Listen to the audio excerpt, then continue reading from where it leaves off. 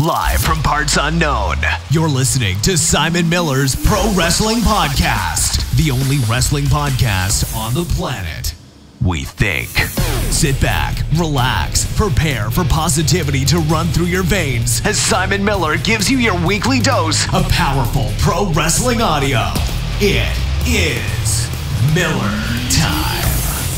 Hello and welcome to Simon Miller's Pro Wrestling Podcast. My name is Simon Miller, and yes, this is a Pro Wrestling Podcast. It's the second episode of the week. Thank you very much to everybody that joined me on Wednesday. Again, you can go check that out right now. You can check it on iTunes. You can check it on Google Play, whatever the hell they do with podcasts. You can check it on youtube.com/The Miller Report rules. You can do whatever the hell you want. And if you are brand new to the show, first and foremost, thank you very much for listening. But also, as I always explain, and some people send me tweets going, Miller, we know how the podcast works, then it's all good for you, but I got to make sure that people that don't understand as well. And you can come on the podcast, basically. You can come on Friday's show, which is today. You head on over to patreon.com/SimonMiller316. All the information is up there. And even if you just want to throw $1 in the pot, it helps me so much because I can take that money, I can put it back into all my personal projects, and I can fuel it as if it is a business. And as if it actually is a business. That's what I do for a living. Anyway, we've got a returner today, a man coming back, and it's my man Tom. Tom, how you doing today? Good, thank you. Good. Right, now, we are going to talk about wrestling, obviously. There's loads of stuff going on, and as there always is as we lead up to WrestleMania.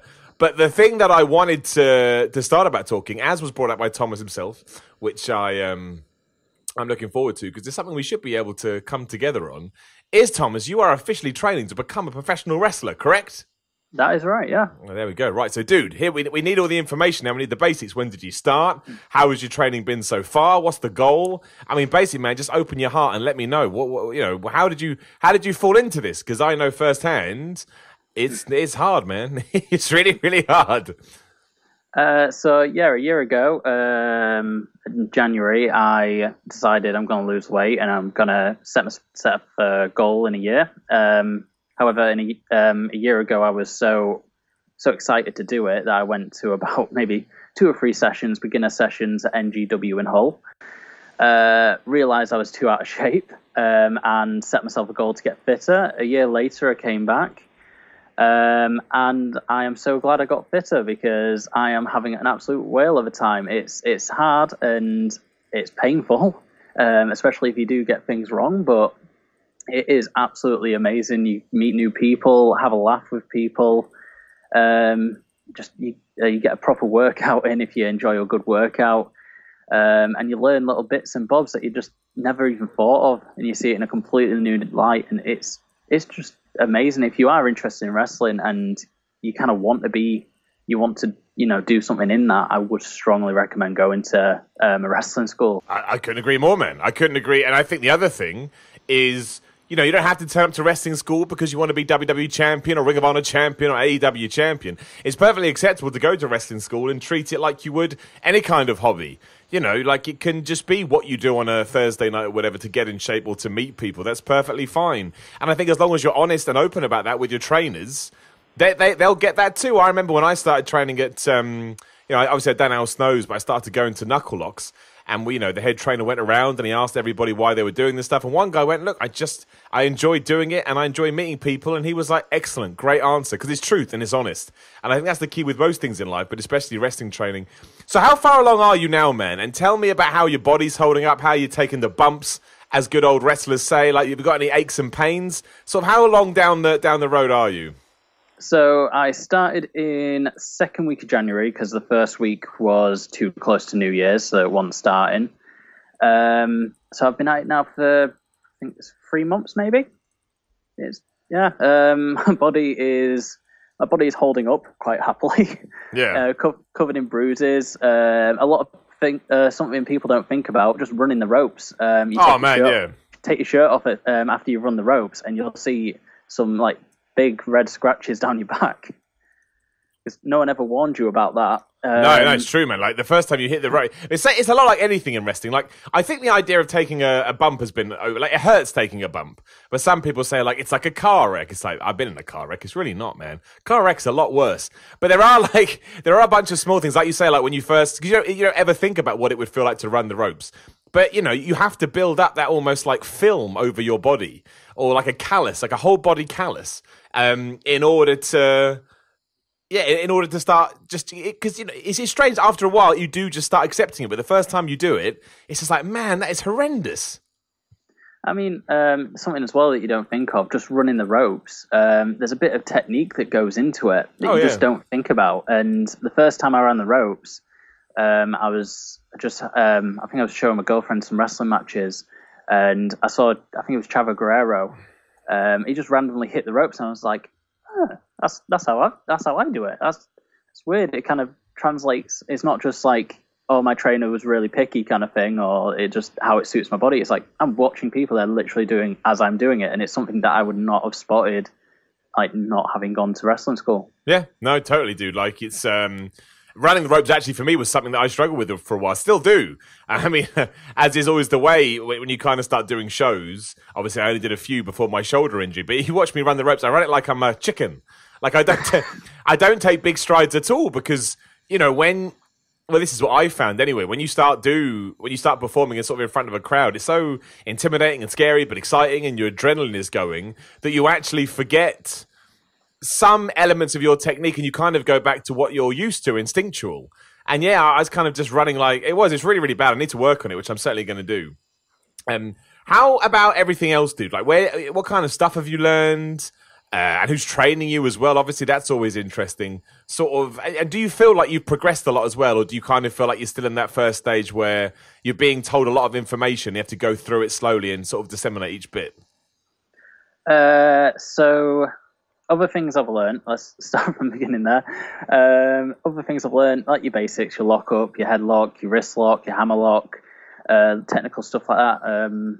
I was actually there yesterday, and we were learning lucha rolls, which was surprisingly fun to do. And we've been doing sunset flips, and yesterday we were doing slingshot sunset flips, which was definitely dude, I've done them, man. And it's one, I don't know if you ever get this. It's one of those things where someone tells you to do it, and you're like, "Excuse me." It's like I think I may have misheard you. It's like I can't do that. And I'm like, yeah, you can. And then sort of you believe in yourself and you go after it, and lo and behold, you go over and everything is fine. You're like, I don't understand how that happened. Well, I'm really bad with the ropes. So I told my trainers that basically a long time ago I had a bit of an accident on a trampoline, and now I've got a fear of falling.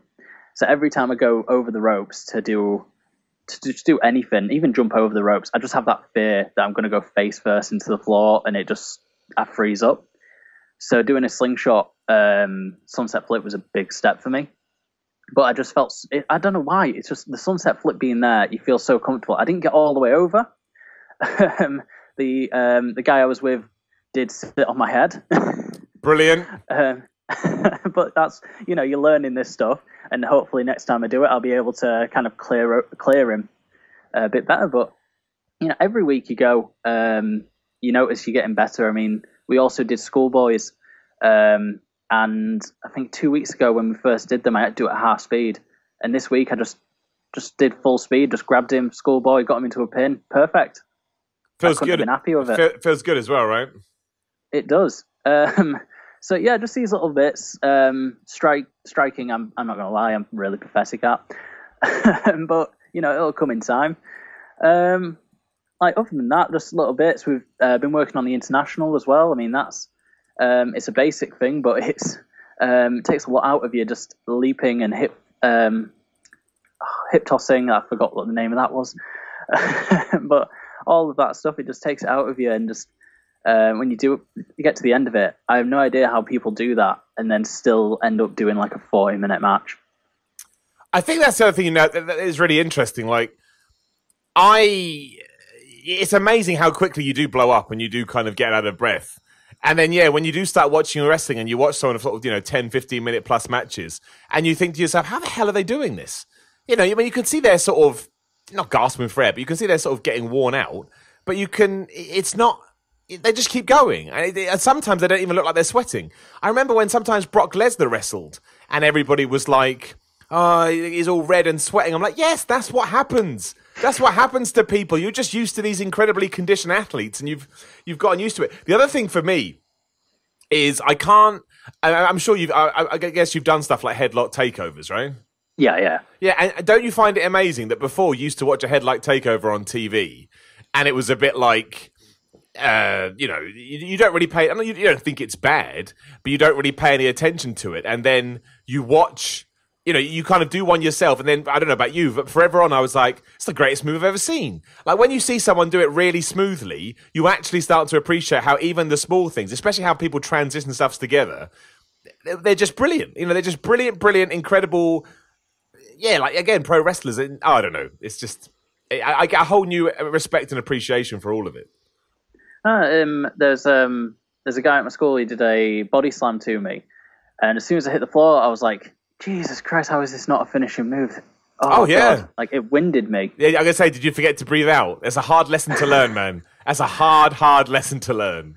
Well, it was. I think it was like my first time taking it, and just like everything going on. You're being turned upside down. You're having to post your arm. You're having to. Just do everything going through your head, and then just suddenly out of nowhere, you've hit the floor. Are you enjoying it though? I think is the key thing. I mean, I think I've get an idea that you are, but I always find that question, and not only are you enjoying it, but what's the, again, as I said at the start, I don't think there has to be a goal, but everybody's different.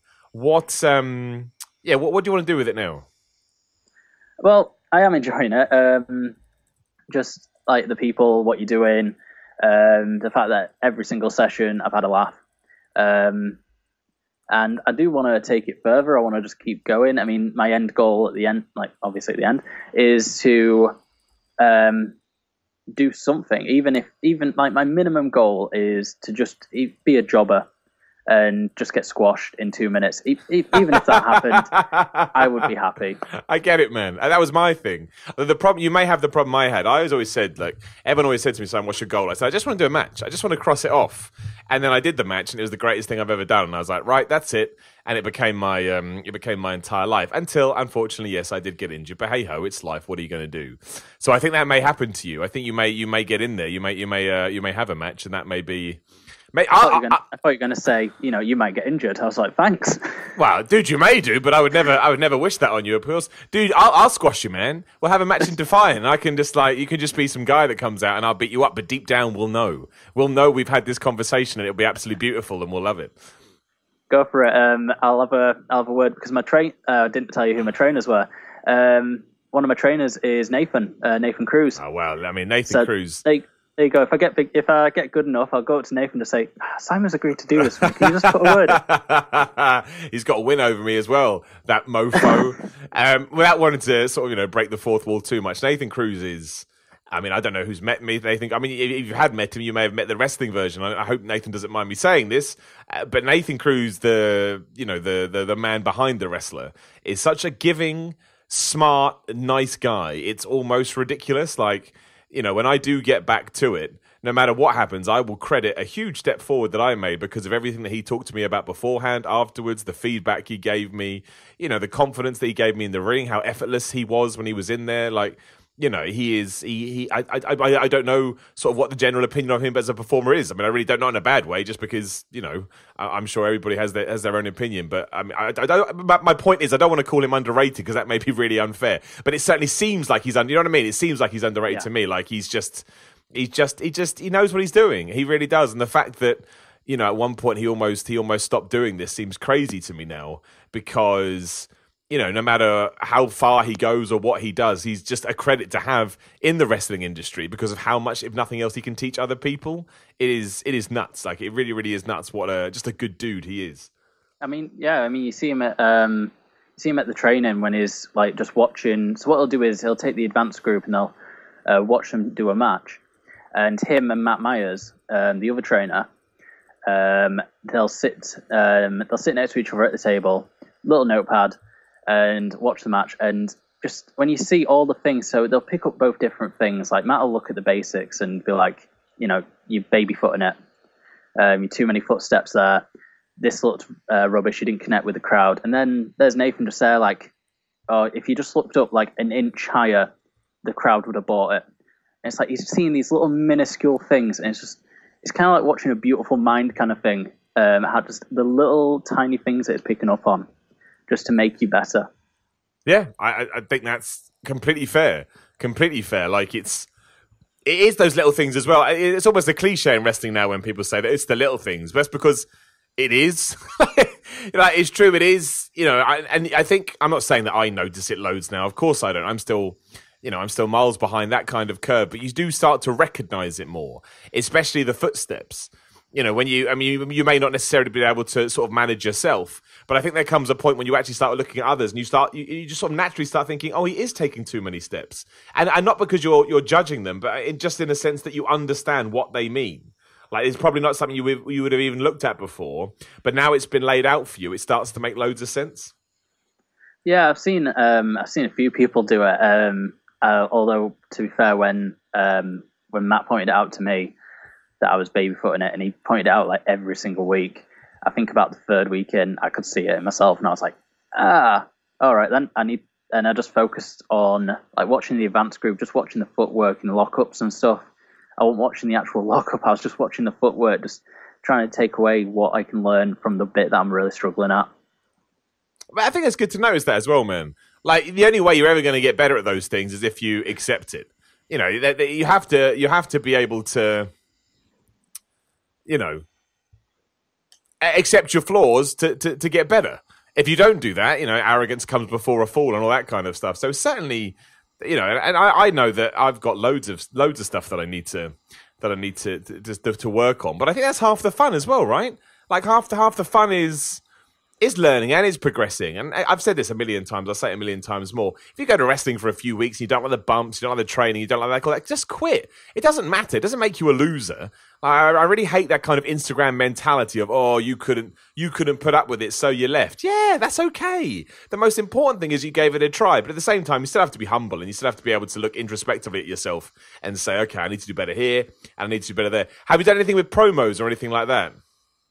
Not yet. It's normally like the advanced group that are dealing with the promos. We're just more looking at taking bumps and doing drills and just the little moves.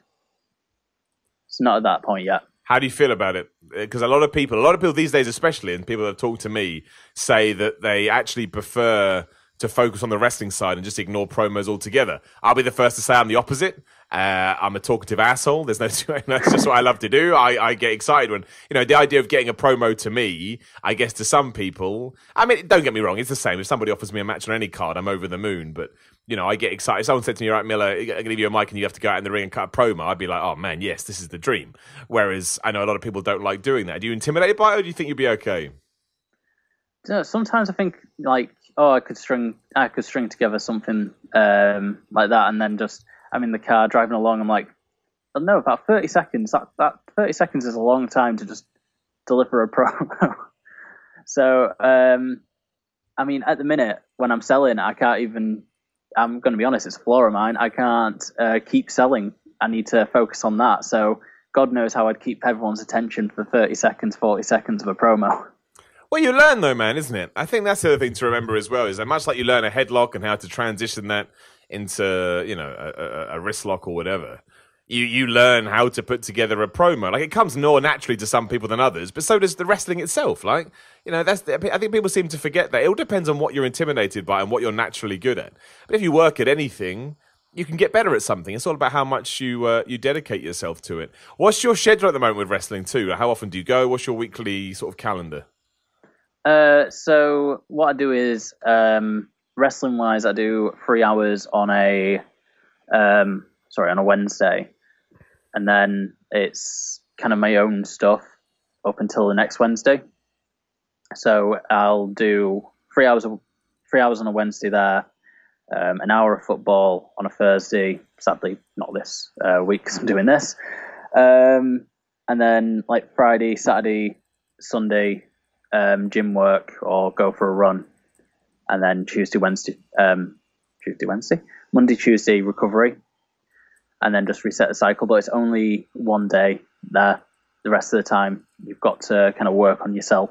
Yeah, of course. How is all the stuff away from it going too? Because you said you lost a lot of weight, you got in shape, which is incredible anyway, dude. And I hope you give yourself the plaudits you deserve for that. I know how hard that is. Like, I find the hardest thing to ever do is to pat yourself on the back, a la Barra Horowitz. But, So what kind of?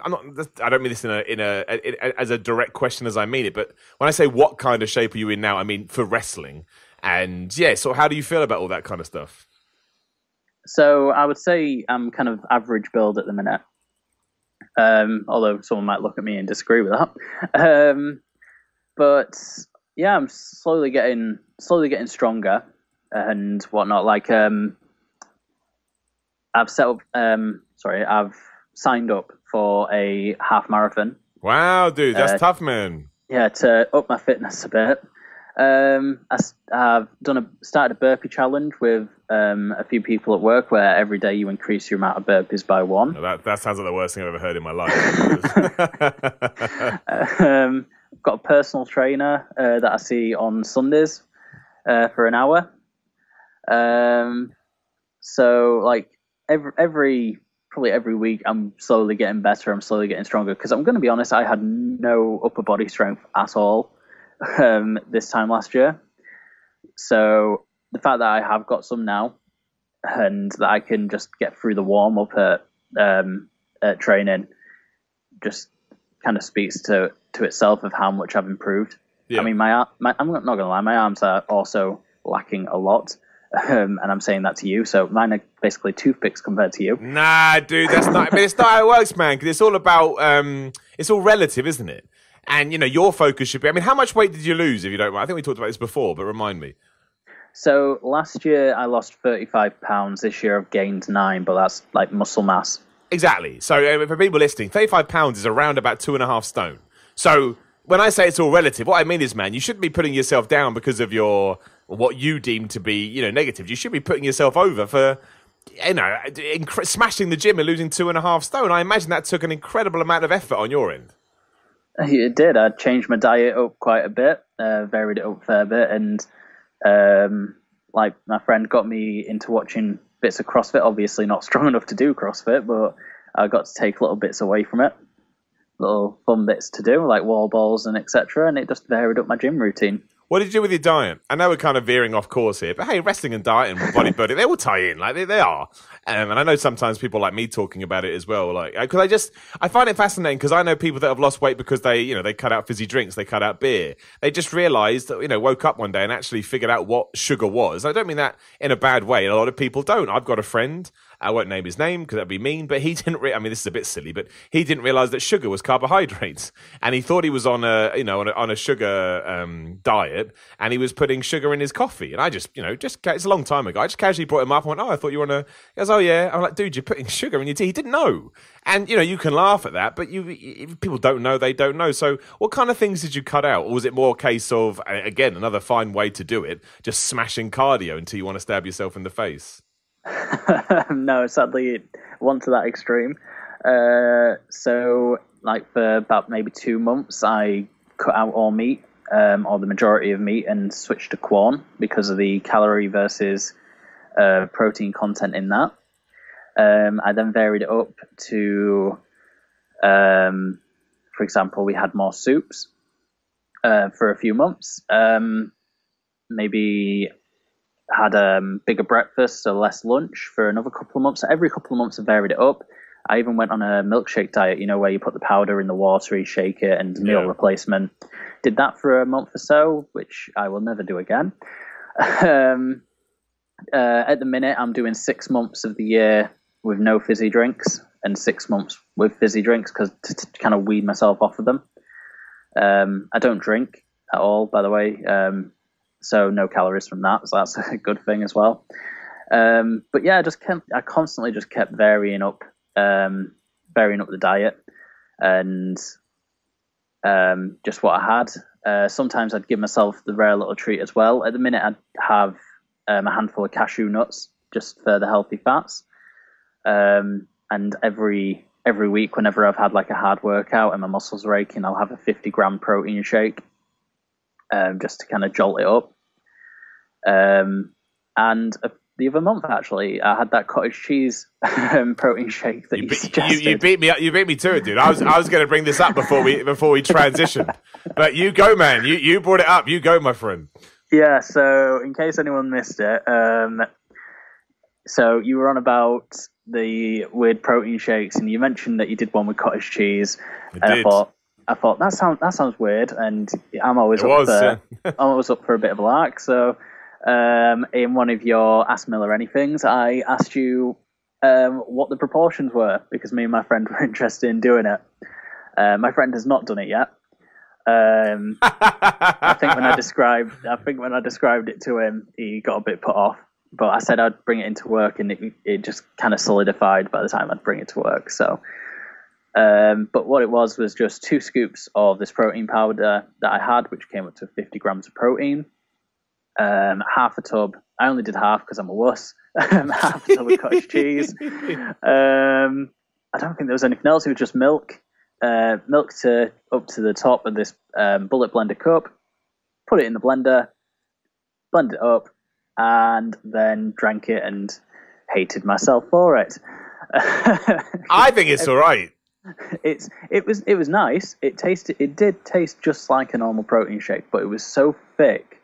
I think I had to hold the cup up for about 5 seconds before it started moving, and I could just feel every gulp just like slopping into the bottom of my stomach. It is like that. I mean, it does. That's the thing. People think it's going to taste like cheese, which makes sense because it's got cottage cheese in it. But cottage cheese doesn't really taste like cheese. I don't even know what cottage cheese is. It's just weird. So basically all it does is it thickens the shake. And, if you kind of get the right balance of everything else, it kind of tastes a bit like a milkshake. That's why I used to do it. And also, it was just a really good drink to take. If you're in a rush, you could down that. And, you got your proteins and your fats and... and obviously cottage cheese is a really good slow-releasing protein. So if you knew you weren't going to be able to eat for a few hours, it just tided you over. But I am very proud that you took it, my friend. I'm not going to lie, and I will put the challenge out there now. If anybody wants to try the Simon Miller protein cottage cheese challenge, please do. My man Tom has just run it down for you. You don't even need the recipe. You know what it is. If I fancy bottling it up, come on, we can split the profits 50-50. Oh, man, I tell you this right now. Me and my mate, who got me into this years ago, before nutrition had blown up and before it was as big as it is now, we used to blend oats. That's what we used to do. So you put protein, oats in a blender, put water, milk, whatever, blend it up. And no one was doing that at the time. Now they are everywhere. If only we had the entrepreneurial sense to try and, make something of that, who knows where we would have been now. And we curse ourselves pretty much on a daily basis. So maybe I should take advantage of the cottage cheese. The problem is somebody would have already done it. That's the problem now. There is a supplement for everything. Well, just lie and just don't tell people. Hope no one's heard of it. It's true. But honestly, man, I really am glad you're enjoying the wrestling training. And I don't want to speak on your behalf, so please correct me otherwise. But I would guess if anybody else said to you, "Should I do it?" you would give them a resounding yes. Yeah. In fact, there's a mate of mine who kind of got me into watching the whole CrossFit stuff, and he's on about like needing to get into shape and all that. And I said to him, "You do so well. Like you would love this." He would just like water at the mouth at the warm up that we do. In fact, actually, can I just tell people what our warm up is? You certainly can, mate. You can also explain that the word warm up is bollocks when it comes to wrestling warm ups. It's warm up. It's like whatever. Warm up my ass. Okay, so that we do a couple of variations of it. I'll give you guys an idea of 3 of them. So these are the warm-up / jelly leg routines, as I call them, because you will have jelly legs by the end of it. One you can do at home is get a deck of cards for every suit. Every suit is a different exercise. Every number is your quantity. So you'll draw the first card. It'll be the 5 of spades. You'll have to do 5 push-ups. Next card will be 6 of diamonds. You'll do 6 sit-ups. And you just go through that until you've done the entire deck. And if you try and do it as quickly as you can, and you will always feel really bad towards the end, but it's got every muscle you want worked, and you didn't have to pay for a gym membership.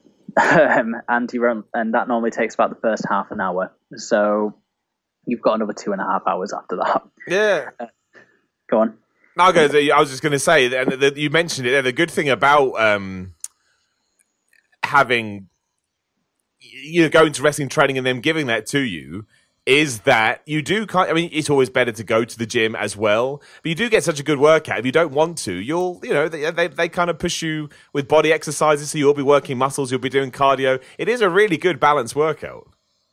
Yeah, it is a workout and it's a warm up, because obviously if you're going to be doing like sunset flips and stuff and like running the ropes and stuff like that, you're going to want to be loose. You're going to want every muscle worked out. You're going to want your back and your arms all sorted out, ready to hop up to your feet and whatnot. So if you didn't do this, then you're going to either hurt yourself or hurt someone else. So it kind of works twofold, but you'll gradually work out that you are getting better. I think. So you go, mate. Go on. You go. Oh no! You said what you were going to say. Because I was going to say the second one. Well, I think you hit the nail on the head there as well. Like, one of the reasons, when I've never really had a proper injury other than one that I've suffered. But any time I've ever, if I've been sort of banged the wrong way or whatever in training, one of the reasons I always stop is because the other person. You quickly realize that in pro wrestling as well. You're like, okay, I don't care if I get hurt, but I know deep down, my head's a little bit, razzed or whatever, where I need to. I can't hurt anybody else. That's such an important thing that you have to start thinking that way, and you don't really in other sports. But obviously here, you have to make sure that you don't, you don't hurt anybody, because that's not what wrestling's about. Yeah, I mean, the worst thing you can do is if you do like accidentally like ram your knee into someone's face or something, you do feel like crap just because like you didn't get the height that you need or something like that. Yeah. So it is better to warm up and like feel loose and everything and ready to do what you're doing. What was the second part you were going to talk about? All right, so the second one, so like different weeks we do different ones. I'm not saying that you'll go and your warm up will consist of 3 stages. It'll only have one. So another one we do is run around the ring. Every time Nathan, it's not only Nathan that does this one. Every time he shouts left hand to the floor. Same with your right. Same with both. Jump in the air, you jump in the air. It'll say stop, and then it'll give you like, when I say stop, do 50 squats. You'll stop, 50 squats, then carry on running. And yeah, you'll just do that. I think that one might be the better one, just because when you're running, it kind of loosens your legs back up and stuff. But yeah, so that's another one. And I'll quickly go into the third one. The third one is just one that Matt loves doing. It's that'll give you like, okay, we're going to do 20 squats and then 20 of this variation, and then 20 of this variation, and then 20 of this variation, and do them all again. All right, now we'll do the middle. And you'll be there for about a good 40 minutes as he like burns all of your body. But yeah, so if you are thinking I would love to do it, but I don't think I'm fit enough or anything like that, what I did was I got a deck of cards and I did the card one. And I did that maybe once a week. Smart. And yeah, and you just make sure, so you see how far you can go. I mean, you haven't got a whole class around you, so you take your time and time yourself and try and beat it and try and get the best time you can. And when you feel comfortable doing it, you could be worn out by the end, but as long as you're comfortable doing it, I think at that point you're ready. Yeah, no, I think the other thing, I did the same thing before I decided I was going to. When I decided I was going to go, I felt like I had to, arrive in some kind of shape, and I actually think that was probably a detriment, because no matter what shape you can get in, there is such a thing as pro wrestling shape, and the only way you can get into that shape is by being is by at least training like a pro wrestler. So I absolutely do what you can. Before you go, but I always found that the best thing to do is just go, and then when you're there, you'll get in that kind of shape, because that's part of the training, right? The training is to make sure you get in the shape that you need to get in. Yeah, it gives. So if you feel like you're not getting the workout that you need, like this is part of it, but I could do more, just take what you've learnt there, take it home, take it to the gym, and do whatever workouts you can at the gym. Like you think, I've got to jump over the top rope, but I keep feeling knackered. Well, there's box jumps at the gym. Go and do some box jumps. Wear yourself out, get the cardio in, and make sure you can still jump even though you're tired. Absolutely that. And eventually you will start seeing it all come together. As the greatest thing about pro wrestling is that you may not see it week in, week out, but eventually you'll give yourself some time to think about it, and you'll be like, oh, wait, it is all coming together, slowly but surely. Yeah, I mean, personally for me, one of the things that got me going was that I'd gone from like being kind of tight-fitted in a large shirt to now I can wear medium shirts. Yeah. So you see that, and it's like, I'm obviously on the right tracks. It keeps you going, you keep motivated, and you keep pushing.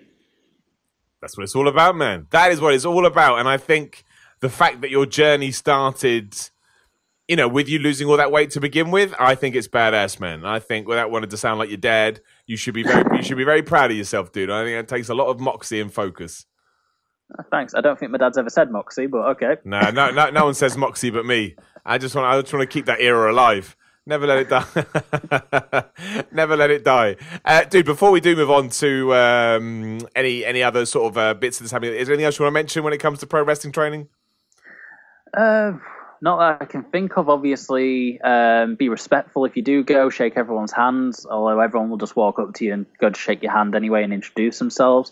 I don't think I've ever met a bad person at wrestling school or like that. I mean, yeah, it's just before you leave, say bye to everyone.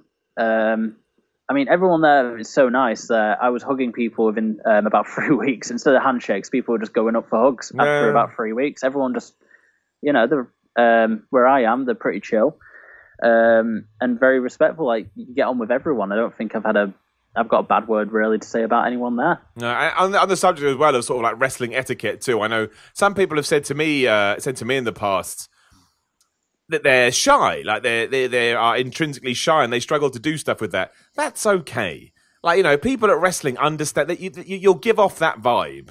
And, you know, I had a few people say they don't want to go in case they get any of that stuff wrong or they don't shake someone's hand. As you've just said, people will come up to you. Like, it's all right.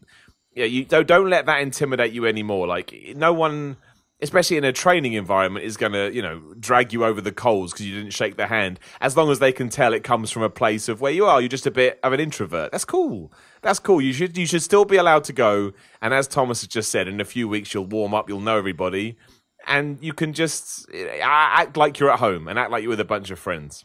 Yeah, I mean, no one there will want you to leave because obviously you keep the numbers up, it keeps going, and you get better classes because, you know, you separate into bigger groups and stuff. You maybe cover more things. You might get more groups with more personal, like more trainers, split, like taking individual groups and stuff like that. So no one ever wants anyone to leave or like that. They don't want, like, it's not like, oh, it's a new person, let's make them feel uncomfortable unless they do exactly the right thing.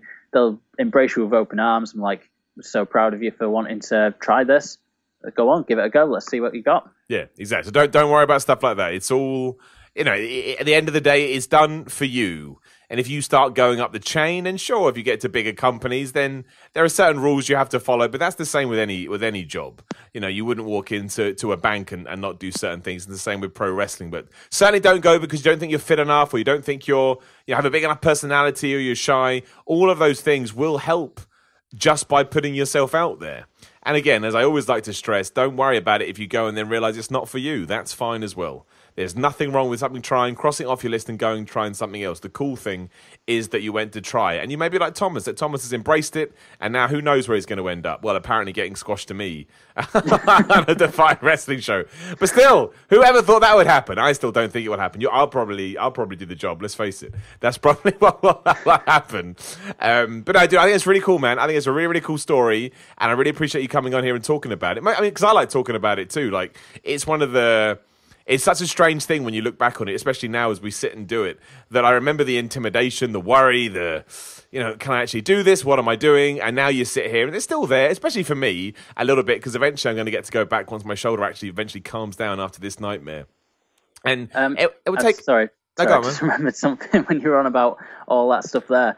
I just remembered there is actually another story. We had to do a Rumble. So Rumbles are always a lot of fun, as you'll know, because you debuted in a Rumble, I believe, unless I'm misremembering. No, I did. Best moment of my life. I thought you did. I thought I won't go in loopy. That was a while ago. So, yeah, we had a few goes at a Rumble. First one, everyone got told was shockingly bad. A lot of people go into the ground, which is something you don't actually think of, just like, you think, oh, I'm going to keep out of the way. All right, well, I'll just take this guy. We'll just start like beating him up on the ground. Well, no one wants to see that in a rumble because you're supposed to be up on your feet trying to get him over the ropes. So personally, for me, I am confident, but like if there's 20 people I don't know and I'm the one out, I feel a bit of a spare part and whatnot. This is how comfortable I felt after about a month, maybe a month and a half of being there. The second rumble came up. I found a Goku Super Saiyan vest in my tank top in my in my training bag because I was going to wear it if I didn't watch this movie. There was a guy there. Long story on that, but it was in my bag. I went up to the guy and I said, "Oh, you know what? I should put this on." So went for the next rumble and I put it on under my shirt. Walked out and I got told by Matt Myers to go up and body slam Ben in the ring. So I'd never done a body slam before. I thought, this is going to be quite funny. So my entrance music hit, walked out.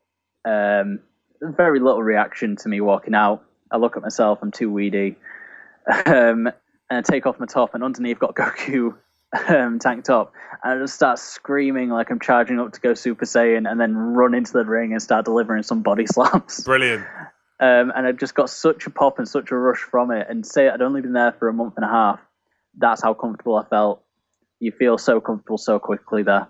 There you go. You see it, and you can have those moments too. Ain't nothing wrong with it. Go out and live your dream. People don't do it enough these days. There's too many naysayers. Too many people saying no, and I hate that. If anyone ever says no to you, they're just being an asshole. And it's probably because they got some negative stuff in their life, which still sucks, and they should seek help. But if they're not, don't let them drag you down as well. If you've got that feeling inside you and you just want to know, there's nothing wrong with going out and seeing. That's it. That's it. Just go out and see. Take it like that. Don't overthink it. Go out there. Have a couple of wrestling sessions. If you want to continue it, you can. If you don't have to. It's all good. It's all easy. Yeah, so, yeah, what else do you want to talk about then? Because I think I've exhausted everything to do with that topic. Oh, no, I can talk about it forever, but I thought for the last sort of 15 minutes or so, we should throw something else in. What I thought we would talk about, as it's always a controversial topic, is the Wrestling Observer newsletter awards came out. Are you a Wrestling Observer reader or frequenter, my friend? I know of it, and I like the awards and stuff. I'll look into it. Actually, I've got a YouTube video ready in my queue to look at the awards, so I've not seen them yet. So, are you happy? Are you happy to talk about it though? You're not spoilers or anything like that. No, go for it. Okay, because some people are weird, and I just don't care. Well, I don't care about spoilers. I never have. And I remember somebody tried this on me once, and they deliberately sent me all these spoilers for stuff. And I was like, dude, I just don't care. I can still enjoy something. It's like, life's too short to get upset about spoilers. Go for it. Tell me. You get live reactions right now. Well, we'll go through it one by one, and we'll have a discussion, and then that will be that. Also, it will prompt people going crazy as well. So there's quite a lot. I may skip over some, but some I'd like proper chats about. Obviously, the big one is the Rest of the Year Awards. The top three were Okada, in ascending order, were Okada, Tanahashi, and Kenny Omega. I think that's fair, really, when I sat down to think about it. I mean, if you are a very WWE-centric person, I understand that probably goes right over your head, which is fine. You can be WWE-centric. That's perfectly cool. But for me, I think given everything he's done the last 12 months, not only from an in-ring point of view, but how much more aware people are of him, I think that kind of underlines, I don't really think you could have given it to anybody else this year. So, and also, if you don't know, the Wrestling Observer Awards are voted for by the readers. Dave gets one vote, but these aren't Dave Meltzer's awards. It's the readers of the Wrestling Observer Awards. And they vote for Kenny Omega, and I'm inclined to agree. I mean, I can't. While you were talking there, I was thinking, like, Okada's been. I wouldn't put Okada in the top two, which rightfully is third. And I'm thinking, would I put him third? And just thinking through my head, I don't think there's anyone I could have replaced him with. So yeah, he would be third. He's not had like the blowout year like the Kenny Omega feud, but he is still. You watch him at, like All In, and he, in my opinion, he was one of the top matches. Just no matter what. One of the top matches, consistent performer. Oh yeah, absolutely. I think. I don't think I saw enough of. I saw all the sort of the top line Tanahashi matches. I probably should have seen a few more, but anyone that can come back and win the IWGP title at Wrestle Kingdom at that age after everything he's done, I think they're all good shouts. I don't think there's anybody in WWE that really had an amazing 12 months to kind of tackle that. So, yeah, I would agree with all three. Yeah. So what was the next one? The next one is the most outstanding wrestler. Don't really understand why they have two, but again, it was third Okada, second Ibushi, obviously Kenny Omega, which makes perfect sense. Tag team of the year, third place was Kyle O'Reilly and Roderick Strong. Second place the Golden Lovers, and of course the first one were the Young Bucks. Again, absolutely deserve it.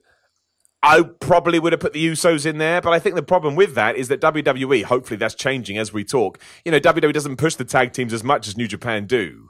And obviously you've got Kyle O'Reilly and Roderick Strong from there down in NXT. In the end, obviously the Dusty Classic, if nothing else, proves how much they push that. But I think it's correct. I mean, the Young Bucks have had good matches with every tag team in the year, in 2018-19. And the only people they haven't are people in WWE, but that's for reasons that we know. So I would agree with that as well. I mean, I would flip second and third. Only because I don't think we really saw too much of the Golden Lovers. That's fair. Because That's obviously fair, yeah. they're singles people. They do their own stuff separate to one another. I do think they are great, but I think I don't think we saw enough of them. And just looking at Kyle O'Reilly as well, his facial expressions and just everything he does is just perfect. It keeps you sucked in. I think his team with Roddy Strong was great. So I would just flip second and third, but yeah, I'm good with that. Yeah, well, fair enough, dude. Going on, best on interviews. Third place, Becky Lynch. Second place, Samoa Joe. First place, Daniel Bryan, which always makes me laugh because I remember when everyone used to tell me that Daniel Bryan couldn't cut interviews, and here we are in 2019, he's winning awards. I'd actually flip first and second. Only because while I think Daniel Bryan's interviews as a heel have been amazing, he only started doing that character about, 4 months ago, 3 months ago? I can't remember the timeline. Whereas Samoa Joe, for me, has been cutting amazing promos all year. Like, Samoa Joe doesn't cut bad promos. So I would flip them for that reason, but that to me that's a very minor criticism. I think maybe you could even push for Daniel Bryan more, given that there was this ridiculous notion that he couldn't cut promos, where clearly he can. I would actually go one better than that. I would put Daniel Bryan third and bump everyone up one. Samoa Joe, doesn't get too much promos because obviously it's kind of been a bit misused in my opinion. But the promos that is given, I would say he's got like a 90% success rate with 95. Only because there might be a promo I'm forgetting of. Becky Lynch, second half of the year, absolutely amazing. And if we're including Twitter game as well, has just been dominating. Even like the slide jabs actually on TV have been great. But Daniel Bryan, I just tried to think, what was he doing before the heel character?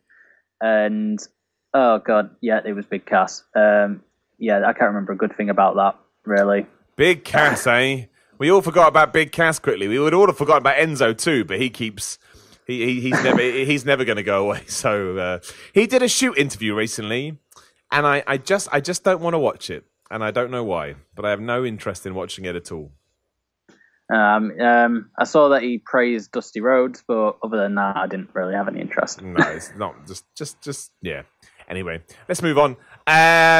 Promotion of the year was New Japan. WWE was in second, and Ring of Honor was in third. I think that's pretty much fair. I know people criticize WWE, but it's not like they had the worst year ever. And I think New Japan did have a standout year in 2018. Unfortunately, I didn't get to watch much Ring of Honor, so I'll take their word from it. But again, I did try and watch the odd match that I was told to, and they were all great. And I don't think Impact was ever going to get in there, for example. And then that's really, I know there's other stuff out there, but it's I don't think they're ever going to sort of get in there. I agree with that order. I don't watch much Ring of Honor unless something spectacular happens and everyone's on the internet like, oh, you got to watch this. Then I'll watch it. But I think that's a fair assessment. That. Yeah, I do too. Where's the next one? Best weekly show. Hilarious. The third was New Japan on Axis, which is not a real show. The second was Being the Elite, which is not a real show. And the winner was NXT, which actually a best weekly show, to say, which probably is the best weekly show on TV in terms of consistency, storylines, characterization, development. Despite it being the quote unquote development, I think that's probably. I find it hard to argue it. Yeah, I mean NXT is really good. I mean.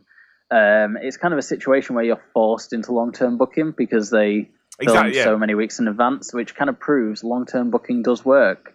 When you go to Raw and Raw's been rewritten and the scripts aren't finalised until half an hour into the show, and the fact that they've not they're not in that top three there.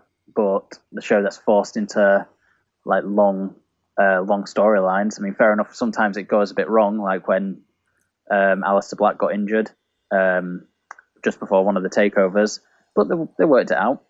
Well, it's the same with Gargano at the moment, isn't it? Like you just have to adapt on the fly. I mean, fair enough for them. They didn't. They had another set of tapings to sort out the Ciampa problem, but the Aleister Black one they didn't. They just had to film something there and then, just in the park, in the car park, didn't they? Yeah, pretty much. But yeah, it just proves it works. Yeah, absolutely. I've lost my sheet. There it is. Match of the year. Third was Almas and Gargano from TakeOver Phoenix. Second was Ibushi Tanahashi, the G1 Finals. And of course, match of the year was Omega versus Okada at Dominion. I wouldn't argue with that. I mean, the fact that you can only appreciate that match if you've seen the other three or whatever it is that they've done kind of sums up why it was so good. You know, it's like watching an episode of Seinfeld. It required you to put in the time and effort, and even then, you got the most out of the other side. So yeah, just excellent. I think the biggest shock of that, like, I'm not shocked by the results there, except from the fact that Gargano and Almas was this year. It feels so long ago. It's true. That's crazy. Where does the time go? But yeah, that was an absolutely amazing match. I think I watched that about 2 or 3 times. Like the next day, I just had to rewatch it. I'm trying to think, and my brain is trying to scour if there's anything else. I don't think we're missing anything. I don't think there's any WWE matches, but I don't think there was. Maybe the NXT ladder match. I really did love that. I'm just trying to think what it was. I mean, I loved the Velveteen Dream versus Tommaso Ciampa at War Games. That was great too, yeah. I mean, there was, I'm not gonna lie, there was moments I was off my seat and thinking, this is where they're gonna do Velveteen Dream. What's going on? And just swerved at the end. It was great. I personally, yeah, if any other one was going to be in contention there, I would put either the ladder match, because that was so brilliantly worked, or this. Yeah, I agree. There we go. Where are we going? We'll do the MVPs as one big one. I think that I don't like the specific MVPs, but it's not my list. North America MVP, AJ Styles. Japan MVP, Kenny Omega. Mexico MVP, La Park. Europe MVP, Walter. Non-heavyweight MVP, Will Ospreay. Women's MVP, Becky Lynch. I mean, yeah, you know, what would you even say to counter any of those? I would agree with them all. Best box office draw, Conor McGregor. It's true, because that's a fact. He made loads of money for UFC. Feud of the year, LA Park versus Rush in third, Khabib versus McGregor second, Ciampa versus Gargano in first, which makes the whole situation recently even worse. But again, other than maybe AEW versus WWE, which was not a real feud, but certainly has changed the landscape, I think you'd have to be hard pushed to defend anything else. I think Gargano Ciampa, even with the last minute, sort of curveball, has been brilliant. Well, last time Ciampa went out with an injury, you know, it extended the feud. We've now had this feud going for 3 years, and it's still red hot. So You never know. He could come back in 14 months after this and fully recovered and pick up where they left off with some elaborate storyline, and getting back in there and getting another rivalry of the year, feud of the year. Sorry. No, you ain't wrong. You ain't wrong by any stretch of the imagination. And injuries suck. You know, it's one of those things as well. We probably should have talked about earlier, but you can never foresee an injury. Like, I've just forgotten her name now, because that's how stupid life works. The Chelsea Green. Thank you, Brain. Chelsea Green had her first match at NXT the other day, and she broke her wrist. And I bet she's, it's awful. But what can you do? That's the body.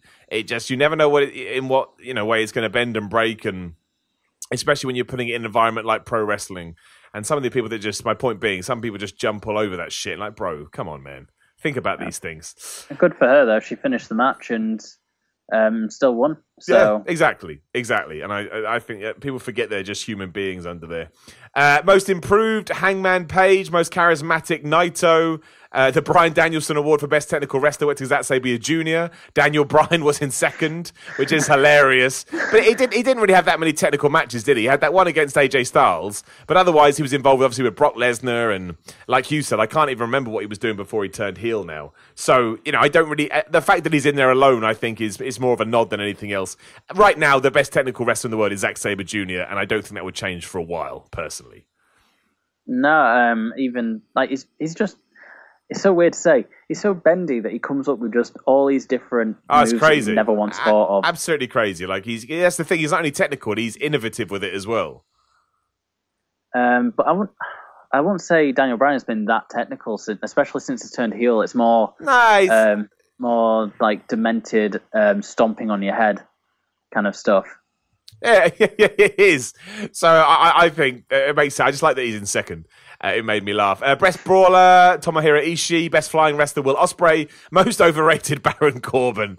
Most underrated, Finn Balor. Rookie of the year, Ronda Rousey. On that one as well. Second place was Haya Shishitita. I don't know who that is. You have to forgive me. And third was Brian Pillman Jr. I agree with Ronda Rousey being Rookie of the Year. I think she's had one of the best years in pro wrestling ever.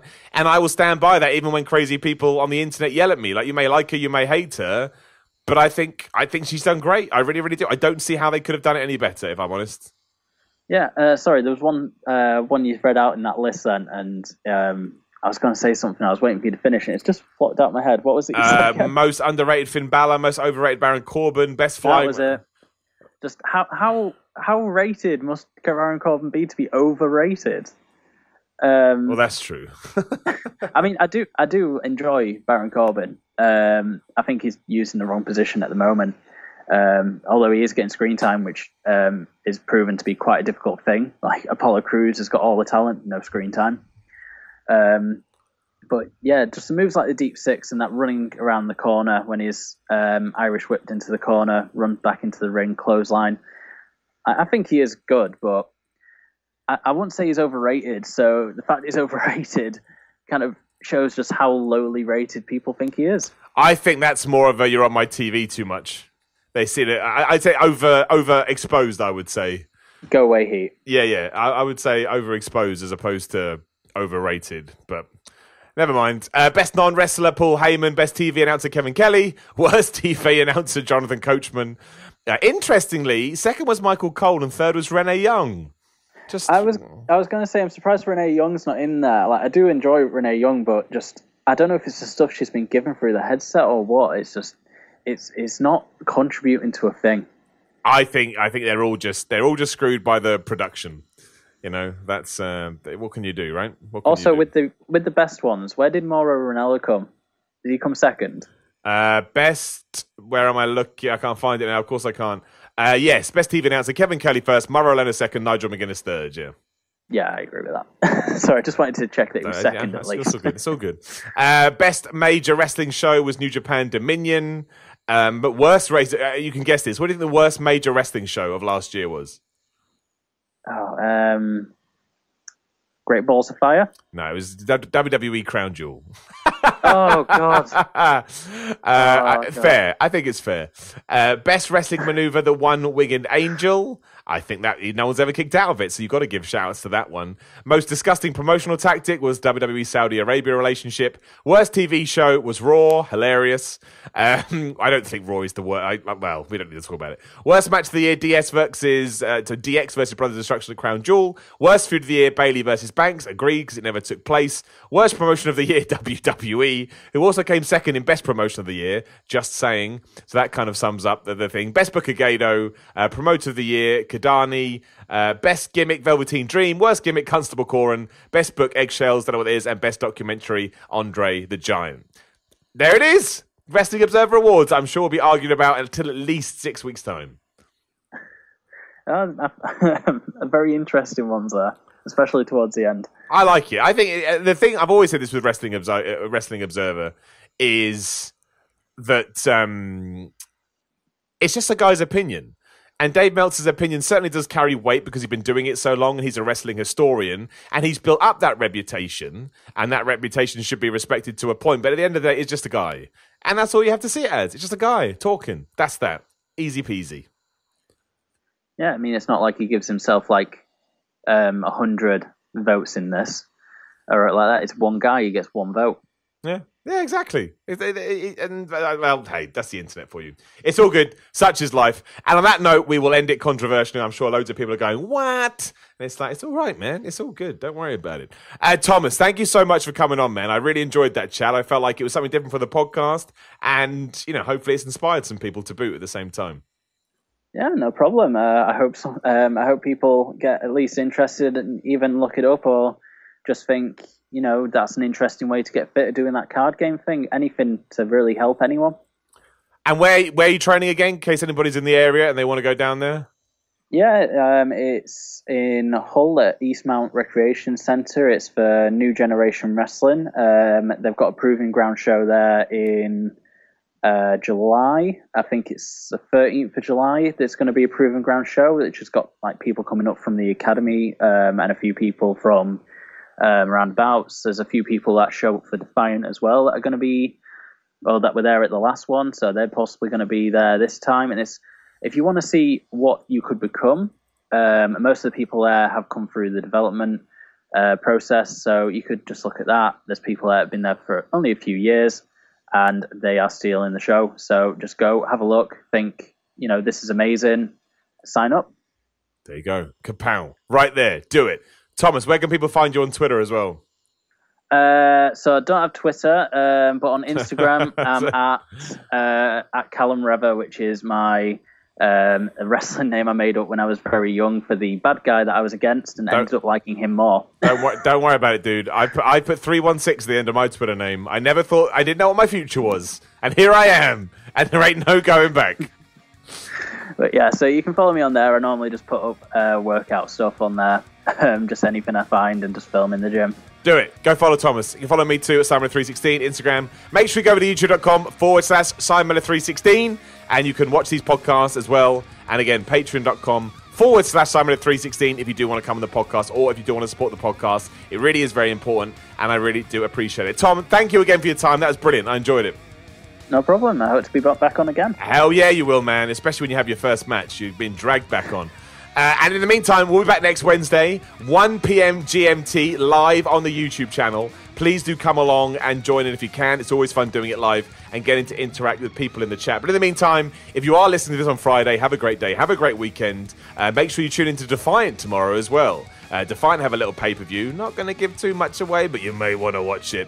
And I will talk to you all again very, very soon.